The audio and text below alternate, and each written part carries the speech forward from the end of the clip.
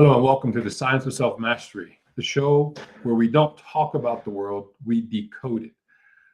We connect the dots between global power, human behavior, economic forces, energy, technology, and what all it means for you, your mind, your money, and your future.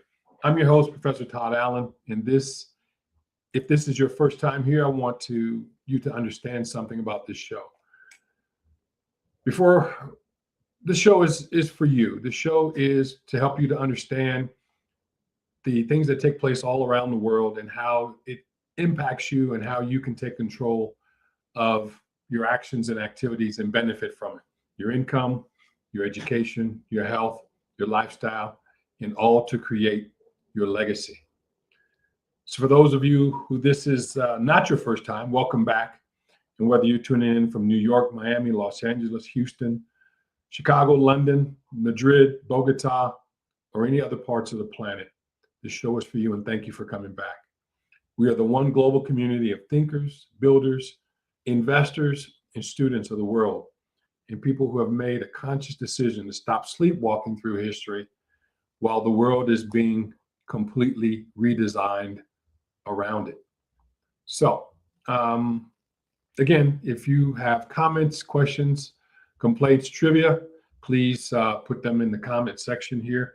The moderator is here. Thanks for being here, XL Pro. Appreciate you, brother. Thank you so much.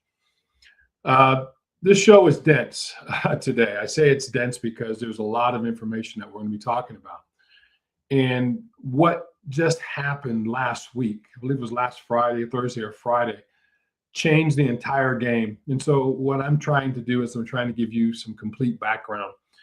You know, a lot of times people use primary level thinking and say, oh, it's just all about oil. But what we try to do here at the Science of Self-Mastery is to go deeper than just a primary level. We create what's called decision integrity. And so we look at things on multiple layers. Think of it as playing 4D chess or 5D chess, if you will.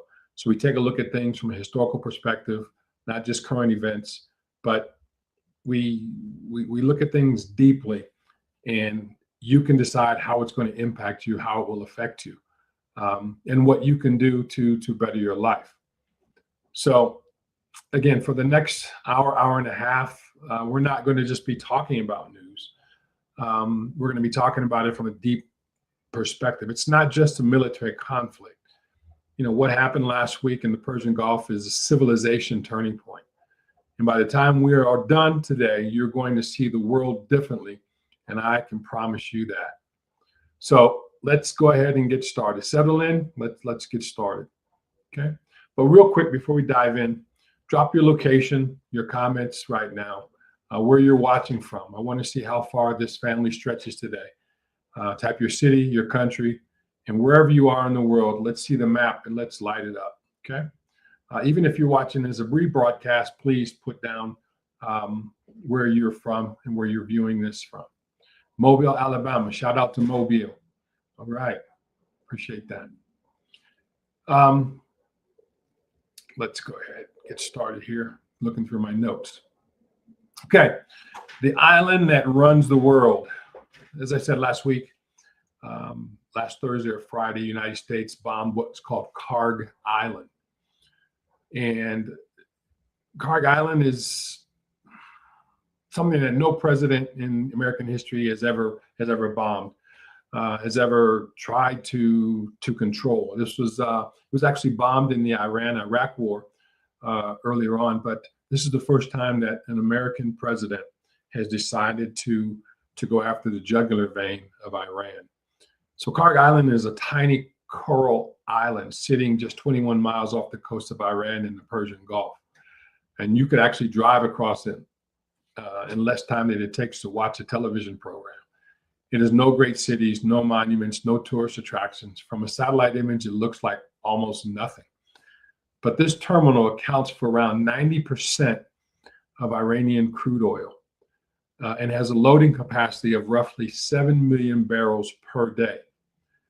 That's every single day, loaded onto tankers, shipped across the Persian Gulf, flowing into the global economy that runs every factory, every supply chain, every military, in every city on the earth that is not yet fully transitioned off of fossil fuels, which is right now essentially every city, every factory, every military, and every supply chain on the earth, from New York City to anywhere on the place on the globe. So this is not just an island, it's a valve. And the United States just put its hand on the valve and squeezed. Iran earned $53 billion in net oil export revenues in 2025 alone. It's around 11% of the country's entire national gross domestic product. Every dollar of that oil flows through Kharg. Remove Kharg Island, and you don't just slow Iran's military, you cut off the oxygen to the entire Iranian state. Its ability to pay salaries, fund proxies, buy weapons, enrich uranium, and to project power across the region, all of it, every single thread of Iranian state power runs on Kharg Island oil money. And here's something that puts it even sharper focus for you. The island has been targeted before. As I said, during Iran-Iraq War in the 1980s, Iraqi forces carried out repeated bombings raids on Kharg's oil facilities, causing significant damage, but Iran repaired everything and kept the oil flowing. Iran has spent decades since then hardening the island. Air defenses, underground storage tanks, redundant loading systems. They built Kharg to survive. And for the United States to go after it, it was a bold move. And most people throughout the world had no idea that Kharg Island existed and had no idea that that would be a target. But this time feels different, categorically different, because this time it's not Iraq with Soviet-era jets. This time it's the United States with the most precise, the most powerful, and the most overwhelming military force in human history.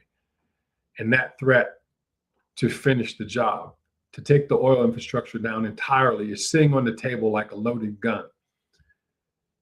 So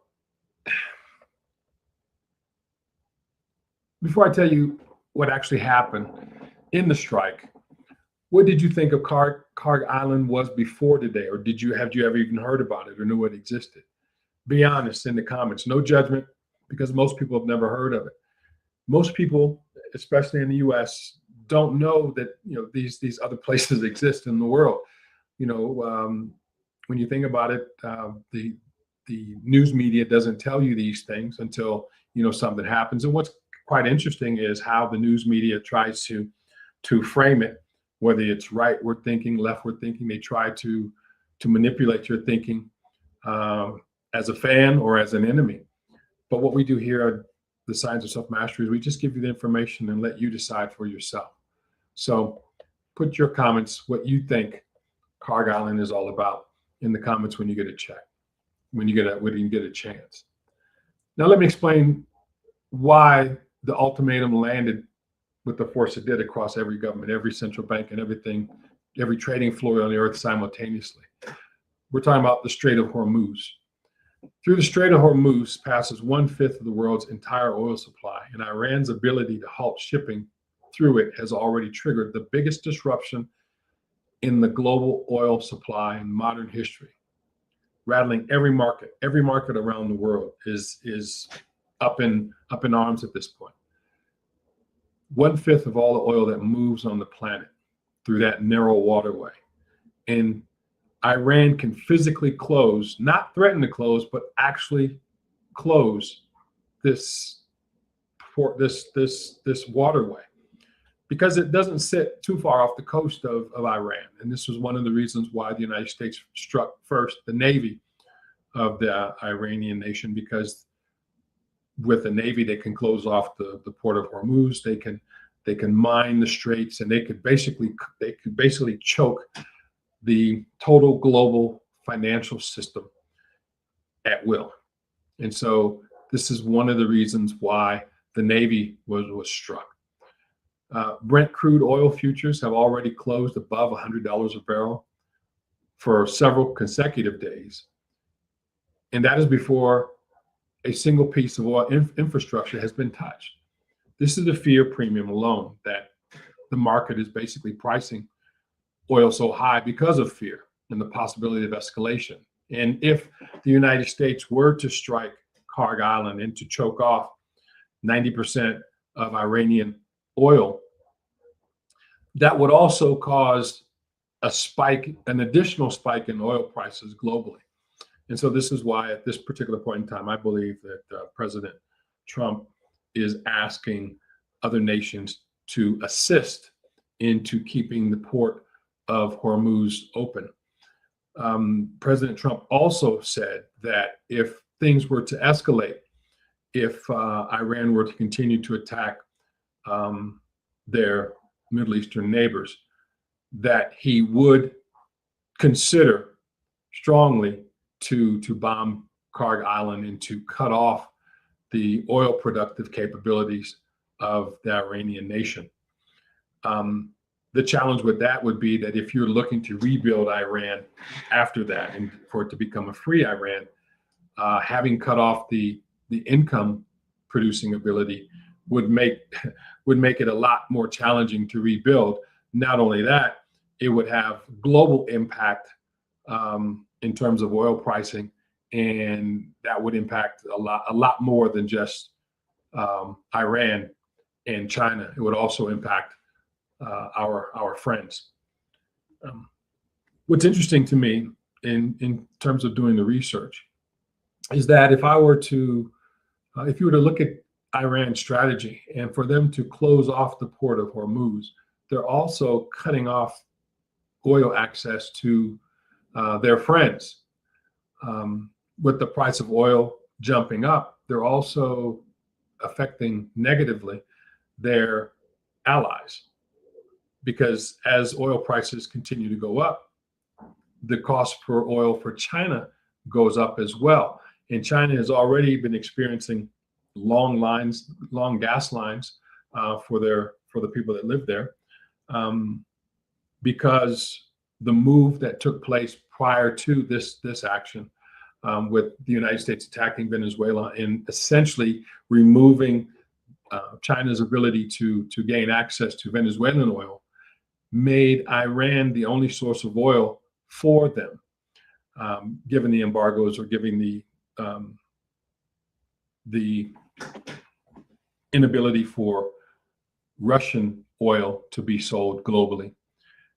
And so China was put between a rock and a hard place purposefully.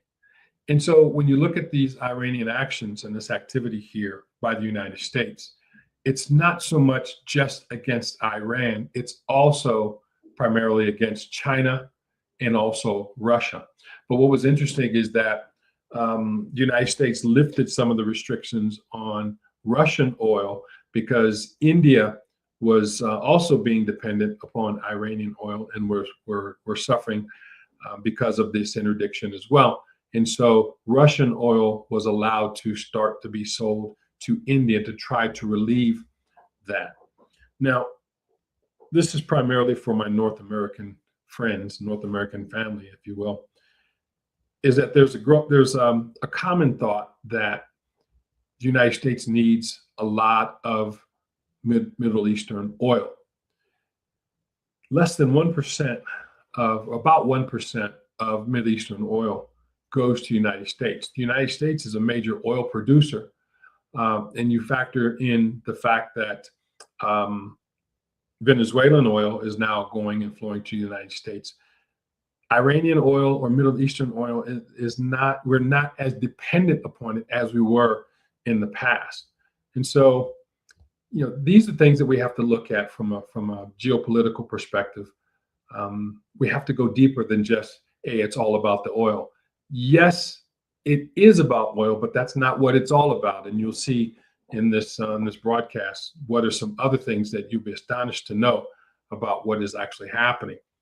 So from an oil perspective, yes, we don't want China to have it. And in order to thwart China's ambitions for taking over Taiwan, we have to cut their ability to wage war off at the source. Without energy, no civilization, no country can wage war. And without income, no country can pay their soldiers to put themselves in harm's way on behalf of their country. So, Round and Travel, salute, my brother. How are you? Thanks for being here, my friend. So Iran is not a country in the modern Western sense of the world. Iran is a civilization, one of the most continuous civilizations on Earth. Over 2,500 years of unbroken cultural identity, language, philosophy, and statecraft. The Persian Empire was projecting power across 3 continents before Rome was a city. Cyrus the Great wrote the world's first declaration of human rights. Persian mathematics, astronomy, poetry, and architecture shaped the intellectual foundations of the Arab world, of Central Asia, and of the Islamic Golden Age. Empires rose and fell around Iran for millennia. Alexander the Great conquered it. The Arab Caliphate overran it, and the Mongols devastated it with a ferocity that depopulated entire cities. Every single time, Iran absorbed the conqueror, digested their culture, and reemerged as Iran. That is not resilience. That is civilizational gravity, something deeper than politics, something deeper than military power. And that history has shaped everything about how Iran sees itself in the conflict, not as a regional troublemaker to be disciplined, not as a rogue state to be contained, but as a rightful great power that has been humiliated, sanctioned, isolated, bombed, and treated as a subordinate by a Western-led international order that Iran does not regard as its superior, does not regard as its judge, and has no intention of submitting to it. The psychological and civilizational dimension is not a footnote. It's not a side note. It's the engine of everything Iran does. You cannot understand the Iranian decision-making without understanding that Iran believes at the deepest institutional and cultural level that it is playing a long game that has already survived more than 2,500 years and intends to survive another 2,500. Now add the geography, because geography is destiny. And Iran's geography is extraordinary. To its west is the Arab world and the gateway to Europe. To its east is Central Asia, Afghanistan, Pakistan, and the doorstep of both China and India simultaneously. To its north is Russia and the Caucasus, the gateway to the former Soviet Union sphere. To its south is the Persian Gulf and the Indian Ocean, the world's most critical energy corridor and maritime highway connecting the east to the west. No other single country on earth straddles that many civilizations' fault lines simultaneously. Whoever controls Iran neutralizes Iran or loses Iran to a rival power, controls or loses the nerve center of the Eastern Hemisphere. That's not exaggeration. That's physical geography doing what it has always done in human history, determining who holds power and who does not. One of the interesting things about being so close to the fault lines of China and India is that those are the 2 most populous countries on earth. And so if you're looking from an economical perspective or financial perspective and markets perspective, they have access to one of the 2 of the largest populations on the planet. And so strategically speaking, Iran is a major player. And since 1979, right, since the revolution that took place in Iran, Iran has kind of been living beneath its potential because of the caliphate, because of the philosophy of the caliphate, and the fact that the caliphate wants to remain in power to the detriment of Israel and the United States alone, not from a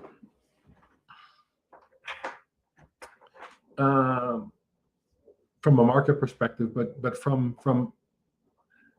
a religious, theological, um, theologically dominated country that has no interest in, as they say, freedom of its people, but basically want to control and to dictate how people are to think and how people are to live. Um,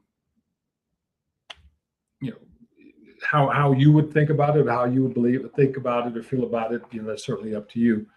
But again, looking at it from investigative perspective, just looking at the potential, and we're going to talk about that in a moment here. Looking at the potential that Iran has, it's just simply amazing, simply amazing. So let's take a look at the techno-political dimension. Because timing in geopolitics is never an accident, there's always a window, and the window is always defined by a specific convergence of conditions that not only that will not hold forever. So let's look at that exactly, what conditions converged to make this the moment, right? First, Iran is at its weakest in a generation. Its entire proxy architecture, the networks of militia, terror organizations, and political movements that Iran spent 40 years and hundreds of billions of dollars building across the Middle East, has been systematically dismantled over the past 2 years. Hezbollah in Lebanon has been decimated. Hamas in Gaza has been largely dismantled. The Assad regime in Syria, Iran's critical land bridge to its proxy network in the Arab world, the corridor through which weapons, money, and fighters flowed to Lebanon and beyond, is gone, fallen, collapsed. The outer walls of Iran's defensive empire have crumbled one by one.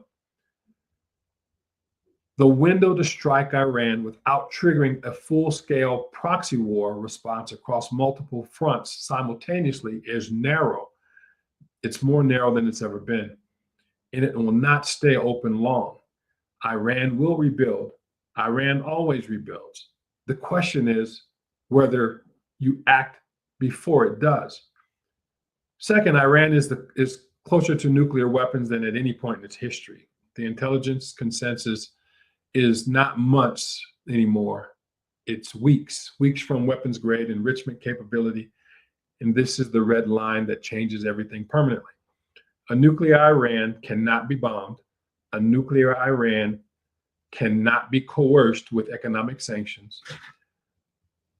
A nuclear Iran rewrites every alliance structure, every deterrent calculation, and every power balance in the Middle East overnight. Saudi Arabia pursues its own nuclear program. Turkey follows. Egypt considers it. The entire non-proliferation of architecture that has held imperfectly but consequentially for 60 years collapses. The decision window to prevent the outcome did not just close. It slammed shut and the alarm went off. Third, the geopolitical alignment at this specific moment is uniquely permissive in a way that it has not been for decades, and it may not be again. Russia is consumed by the Ukraine war and economically exhausted by years of sanctions, and may be again. It cannot meaningfully intervene in the Persian Gulf conflict, even if it wanted to. China is watching carefully and is deeply invested in Iranian oil, as I said earlier. But Beijing is not prepared to go to war with the United States over Iran. Not now. Not while Taiwan remains a primary focus of Chinese strategy planning. The Arab world, Saudi Arabia, the UAE, Jordan, Bahrain, is privately relieved. They have feared Iranian regional dominance for decades and have been quietly hoping someone would do something. And this is exactly what Israel and the United States have done. They've fully committed and operationally engaged. The window of the Allied tolerance for decisive action against Iran has never been wider, and Washington knows it. And then there is the deepest strategy layer, the one that nobody is articulating. Control of Kharg Island would give the United States direct control over Iran's oil sector and create a physical conditions for redirecting Iran oil away from China and toward Western markets.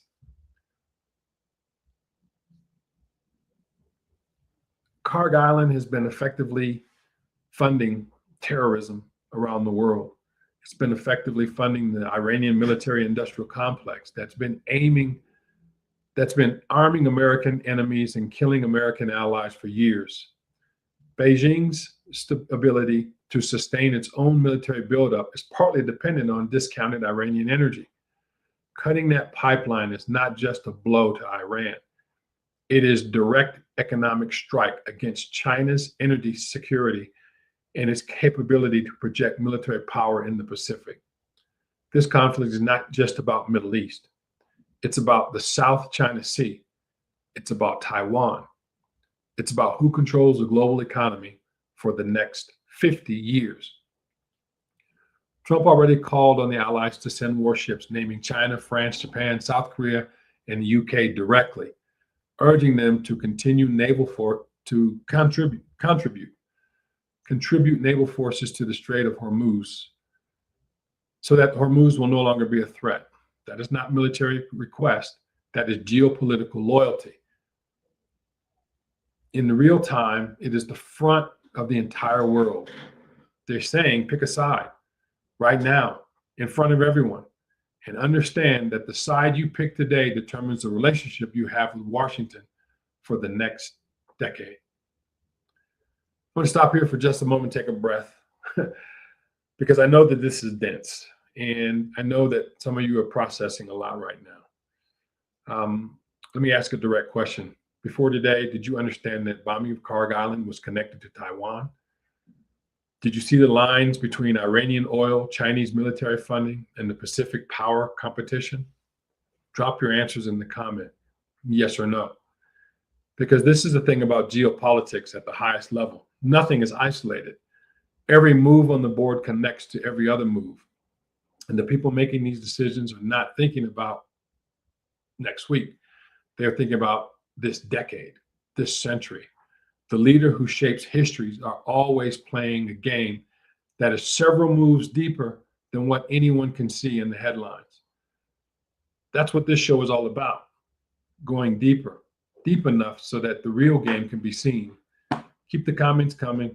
Let's keep going. Let me grab some water here. Bolajai, how are you? Thanks for coming in. Let me put this on here, Ronan. Thank you. Say absolutely, this was a target of opportunity for U.S. to get involved in Iran, to hurt Iran some more after taking Venezuela. Did you mean to hurt China or to hurt Iran, Ronan?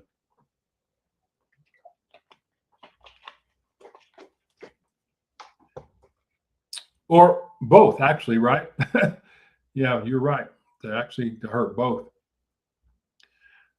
What I'm finding in my research is that, you know,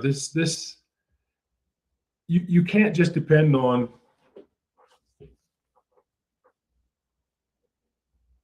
North American news cycles, because they have their own agenda, and this is kind of, there you go, both. Yeah, I agree with that 100%, my friend, 100%. This goes a lot deeper, and I'm going to also show you that there's going to be a lot of opportunity for investments, right? Because I'm going to give you some information that I'm sure many of us didn't know. And it was eye-opening for me, just like last week when I talked about the project Stargate. I know that there were a lot of people that never knew about Stargate and the $500 billion investment in the building of AI technologies in the UAE by the United States and several companies of the US, and how important that became. But again, we're going to talk about this concept of techno-political space and how and why it's important and where Iran stands in that. But now I'm going to take you where most analysts will not go. And this is where the conversation truly becomes about the future rather than just the present. This conflict is not just about oil. in missiles, in geography. It's a techno-political confrontation happening simultaneously across multiple domains. And that changes every calculation on the board. You start with cyber warfare. Iran is one of the most sophisticated cyber warfare states on the planet. And this is deeply, dangerously underappreciated in Western media.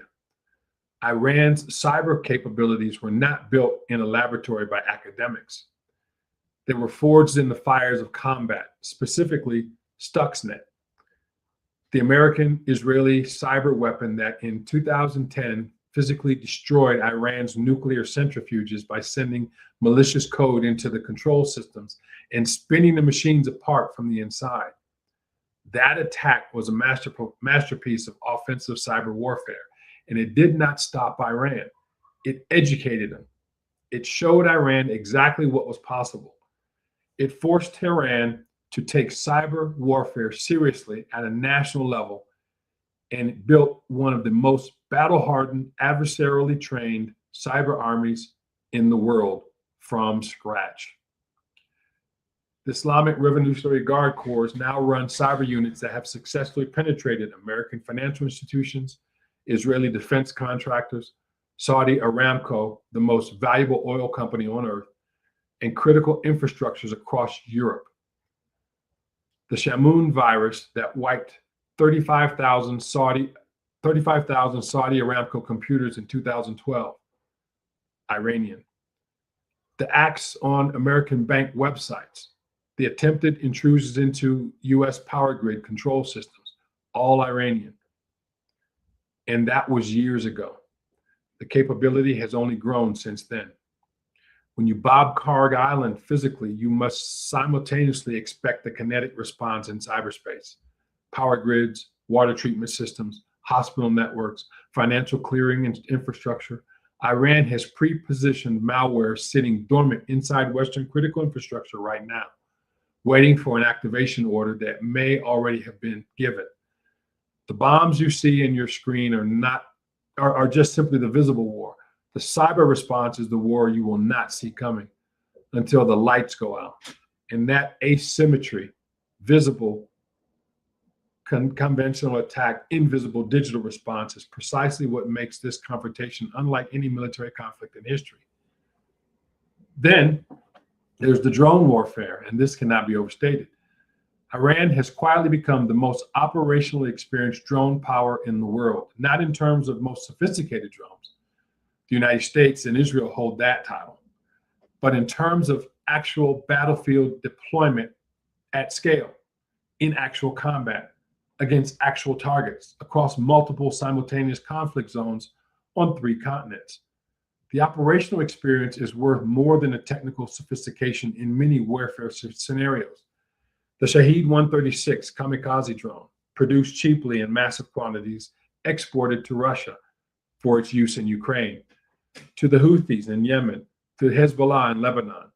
They rewrote the rules of modern warfare for less than the cost of single Western cruise missile. Iran supplied drones, destroyed billion-dollar military assets. Iran effectively democratized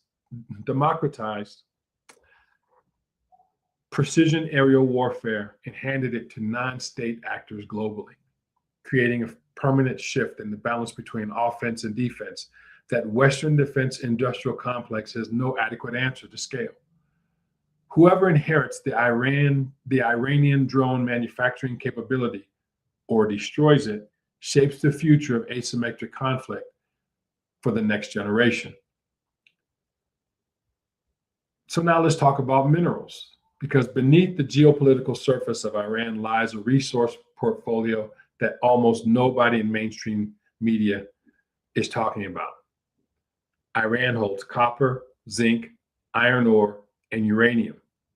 But more critically, for our current historical moment, Iran holds significant deposits of minerals that underpin the green energy revolution and the artificial intelligence hardware boom. The world is in desperate straits, accelerating scramble for the raw materials that build semiconductors, electric vehicles, rare earth magnets for wind turbines, and physical server infrastructure of data centers. China has dominated that critical mineral supply chain for 20 years through strategic investments in state-directed resource acquisitions across Africa, Latin America, and Central Asia.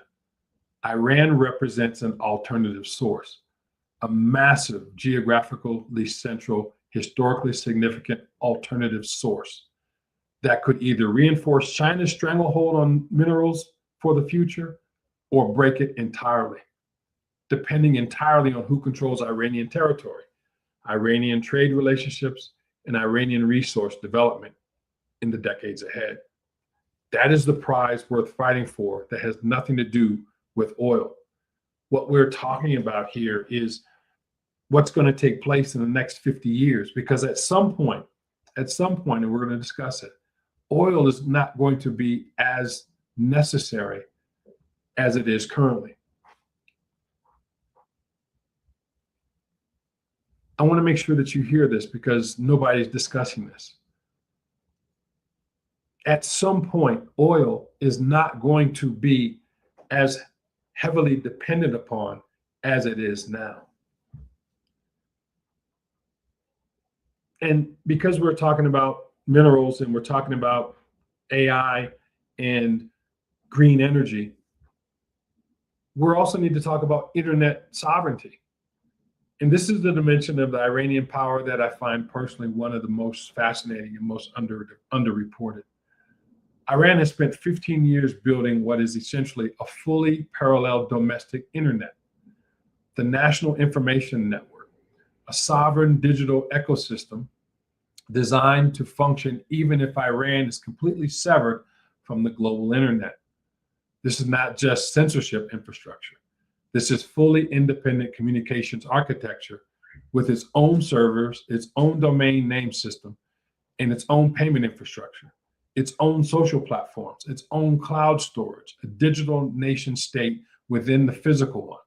And Iran has been systematically exporting this model, the architecture, the technical expertise, the political philosophy of state-controlled information sovereignty to Venezuela, to Russia, to governments across Africa and Central Asia who want to be able to control their digital environment the way that Iran controls its own. Iran is not just a node in the global authoritarian internet movement. It is one of its chief architects and most experienced practitioners. Neutralizing Iran technopolitically means dismantling a blueprint that a dozen other governments are actively building right now. A blueprint whose implications for democracy, for free information flow, and for future of open internet are profound. And finally, I want to make sure that you hear this because almost nobody's discussing this. Iran has a space program. And what that means strategically is far more consequential than this phrase sounds. The technology that puts a satellite into orbit, the rocket engine, the guidance system, the re-entry vehicle, it's at its core is mechanically and physically identical to the technology that delivers a nuclear warhead across a continent. This is not speculation, this is physics. Iran is not just developing a regional nuclear threat aimed at Israel or Saudi Arabia, it is developing the delivery architect for a global strike capability. Once that capability matures, and the trajectory suggesting it's maturing, the entire concept of geographic distance as protection from Iranian military power evaporates entirely. This is why the nuclear clock is not just a Middle East issue. It is a global security issue. And this is why this week's strike, as dramatic as it looked on your screen, may be only the beginning of a confrontation whose full scope we are only beginning to grasp. Tell me what you think so far. Tell me what you think about this research. Have you thought about it before in the past? What do you think the future is going to look like? Please drop a comment in the comments, and we can talk about this at future broadcasts. So now I want to talk about the green energy that Iran possesses that most people don't know about. is one of the most important dimensions of the entire conflict and the most ignored. While the world is watching missiles and oil tankers and political speeches, something far larger is sitting underneath it all, something that will determine the next conflict, but the structure of this global economy for the next half century. Iran is not just an oil state. Iran is one of the most extraordinary untapped energy civilizations on the planet. And what happens to this future energy source, depending on the outcomes of this conflict, will shape what you pay for electricity, for food, for transportation, for everything for the rest of your life. Let's start with solar.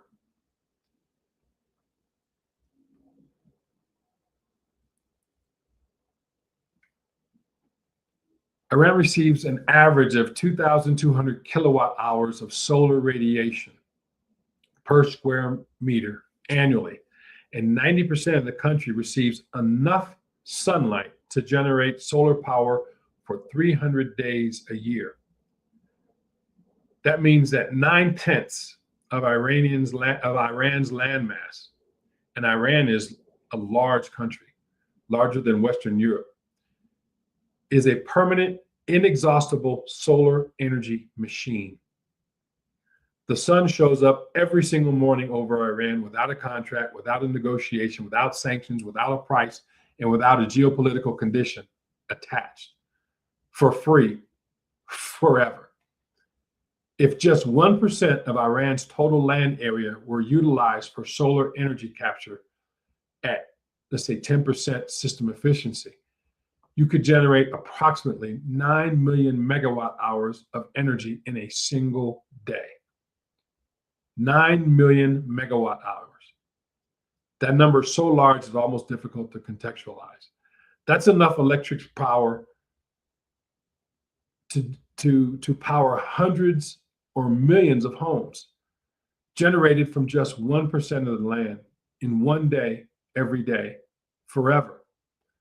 This is not a resource. This is a superpower hiding in plain sight in the middle of most contested geography on Earth. And yet Iran's renewable energy sector currently produces less than 1% of the nation's total electricity. In 2023, Iran built less than 75 megawatts of renewable power, while Saudi Arabia and Turkey each added nearly 2,800 megawatts in the same year.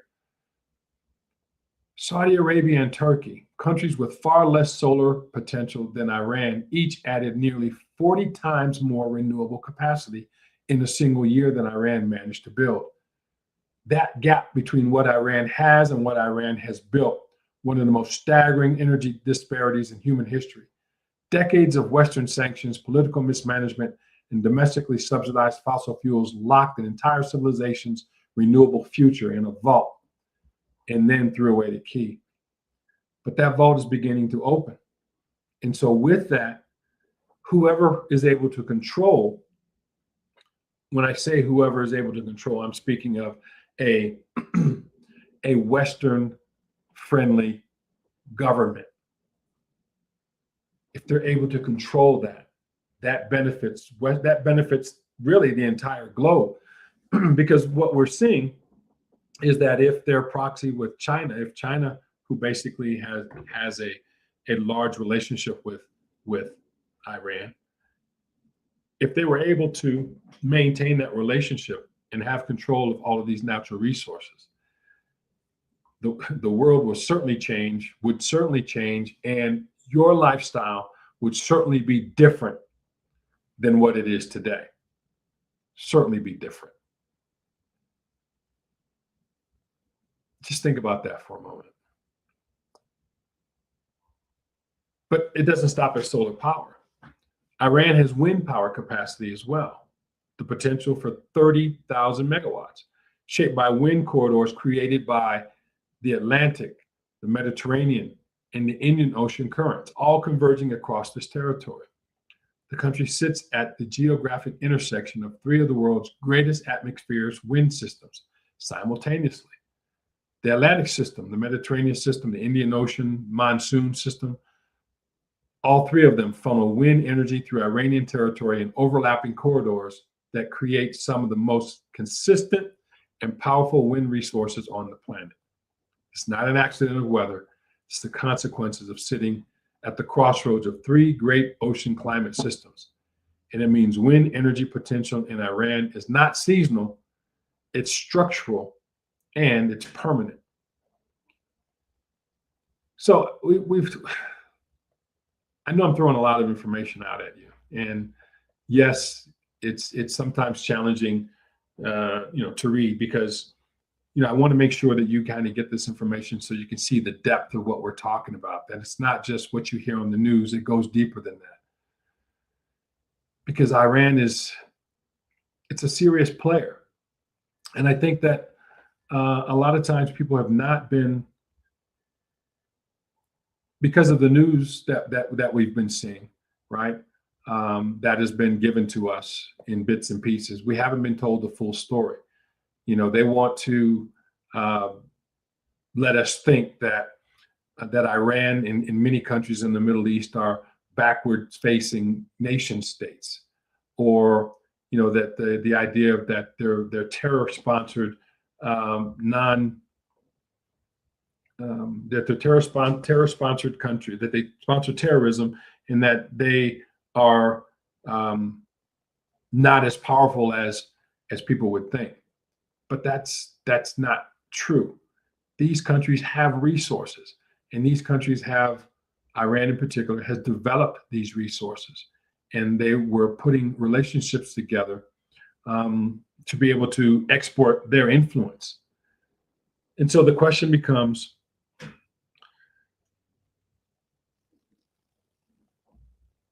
friend or foe? And do you want governments or institutions which are not friendly to you to be able to create systems that they exploit you or that they enslave you? Now, some people may think that that's what the West did, and let's just be honest. The Western civilization does not have clean hands. You would hope that people would be able to discuss these things and to be able to talk about these things, so that a rising tide raises all boats. That you would hope that people would be able to communicate with one another. But what happens sometimes is that people are led to believe that it's impossible to get along with people that may have different values or different beliefs than you have, and that the only way to deal with them is through violence. And that has been, in my view, in my opinion, that has been one of the things that the fight between Christianity and Islam has been since the Crusades, the Middle Ages. That one believes that their values are dictated by the Most High. But what's interesting for me is that both civilizations are Abrahamic, that both come from Father Abraham. But for some reason, we're related, we're cousins, but we can't speak with one another. Interesting to me. And it just goes to show how, in my view, religion can brainwash people to believe one thing without actually doing the research and going back to the original text to find out if that is true or not. But everything I share on this show, the geopolitics, the economics, the big picture thinking, it only means something if you have the mental architecture to act on it. Information without a framework is just noise. And this is exactly why I built the Self-Mastery Life operating system. Now think about your smartphone for a second. If it's one of the most powerful pieces of technology ever created, but without the right operating system running underneath it, without the software that tells every component how to function, how to prioritize, how to respond, it's just an expensive piece of glass. It does nothing. It goes nowhere. Most human beings are living their entire lives that same way. walking around with extraordinary potential, intelligence, creativity, drive, hunger, but running on a default operating system that was programmed into them by their environment, their upbringing, their fears, their traumas, and other people's expectations. And they wonder why they feel stuck, why they keep reacting instead of creating, why the world keeps happening to them instead of being shaped by them. The Self-Mastery Life Operating System is a complete reprogramming. It is the framework for how to think at the highest level, how to make decisions under pressure, how to build clarity when the world is screaming noise, how to manage your emotional state when everything around you is in chaos. And right now, everything around us is in chaos. So how to look at the moment like the one we're living through right now, a bombing in the Persian Gulf, oil above $100 a barrel, and global power realignment happening in real time. And instead of feeling fear or confusion, you feel clarity. You see the opportunity. You know where this is going before everyone else does, and you position yourself accordingly. That's the goal. This is not a motivational course.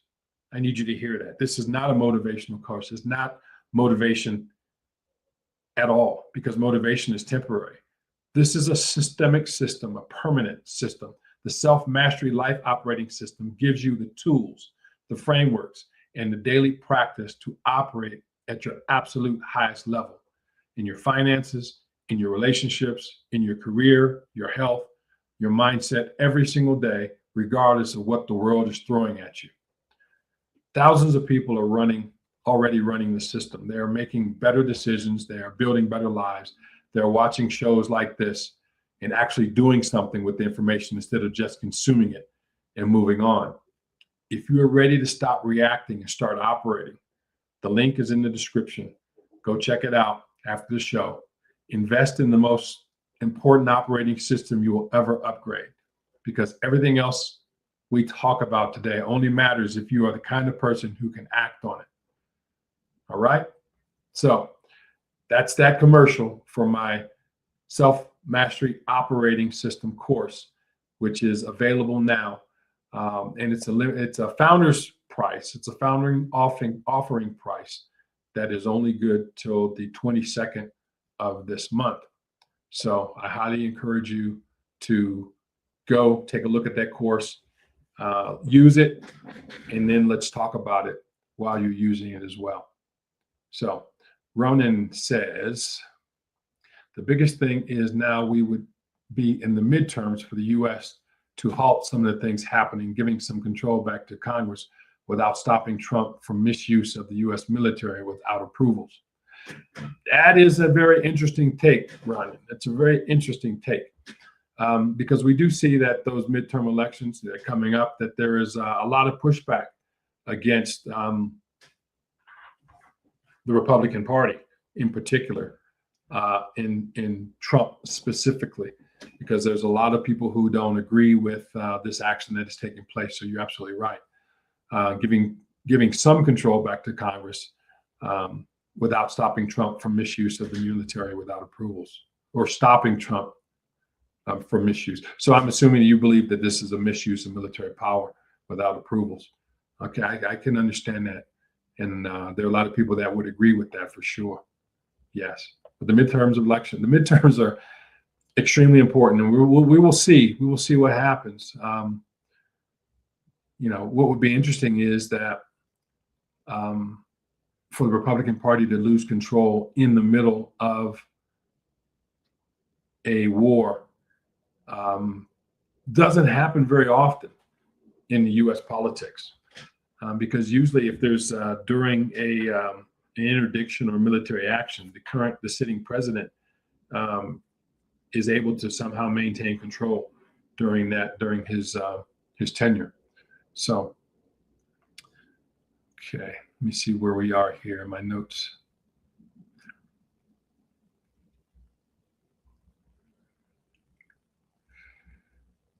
Okay, where are we? Nope, don't want to talk about that there. Let me go down here.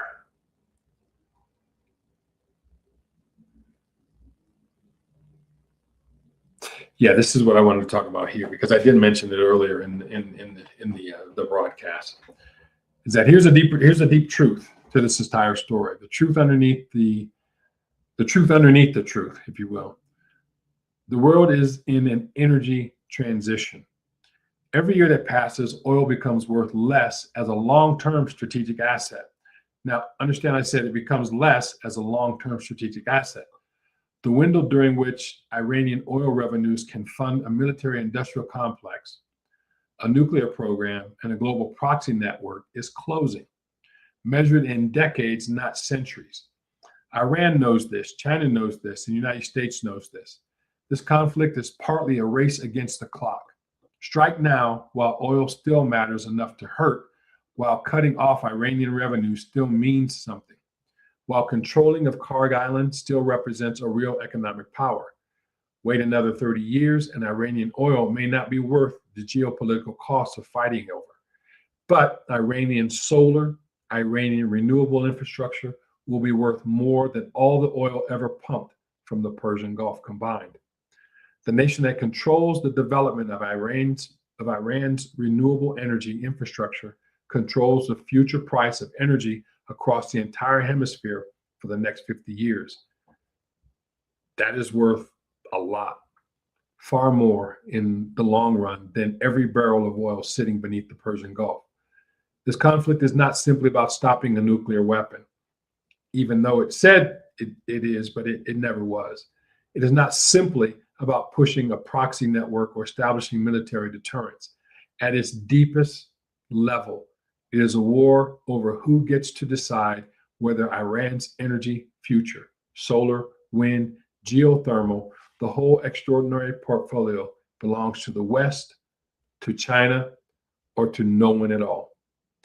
The sun over Iran rises every single morning. It has risen for over 4 billion years, according to some people, without asking anyone's permission. The only question, the only one that matters in this entire conflict at its deepest strategic level is whose economy it powers next. And the answer to the question will show up in your electricity bill, your gas pump, your grocery store, and your investment portfolio for the rest of your life. So this is kind of what I wanted to talk about today, is that the bombing of Kharg Island changes the entire landscape, the entire petroleum game, but it changes it temporarily because long-term, there's much more at stake. When you're talking about Iran and who or what was controlling Iran for the last 50 years,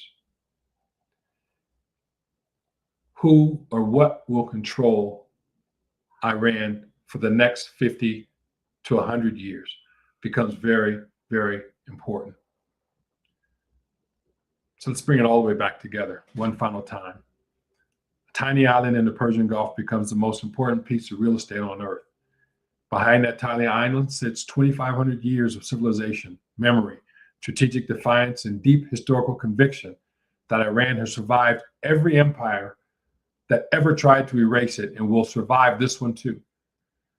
Beneath it flows 90% of Iran's economic oxygen, the oil revenues that fund everything from soldier salaries to uranium centrifuges to proxy militias operating across 5 continents. And it runs the waterway through which 1/5 of the world's oil travels every single day. A waterway that Iran can close and whose closure would send shockwaves through every economy on Earth within days. Above it sits one of the most extraordinary untapped renewable energy portfolios in human history. Solar, wind, geothermal, a resource base whose development could structurally collapse global oil prices and redraw the economic map of the entire hemisphere.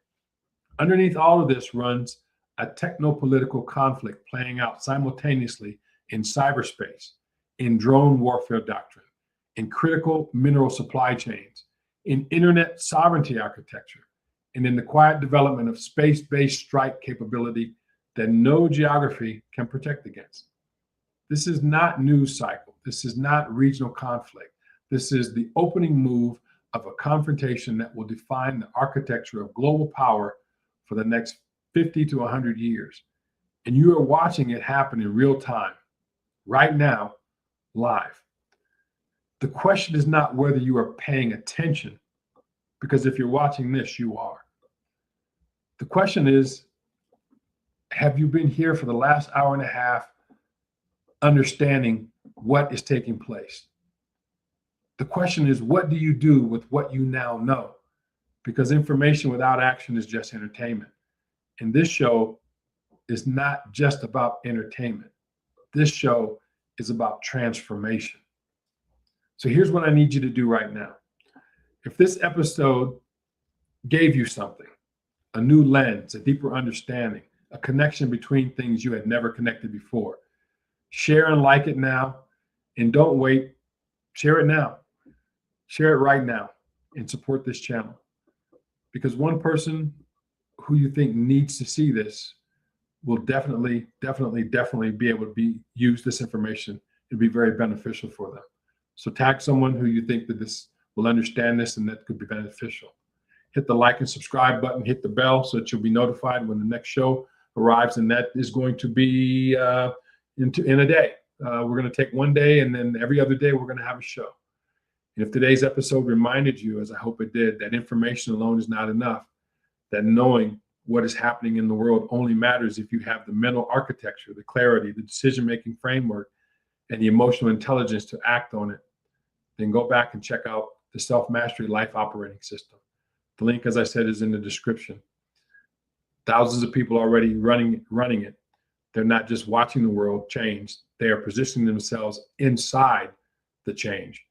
They're making better decisions, building intentional lives, operating from clarity instead of reacting from fear. Your future self is already waiting for you on the other side of that decision.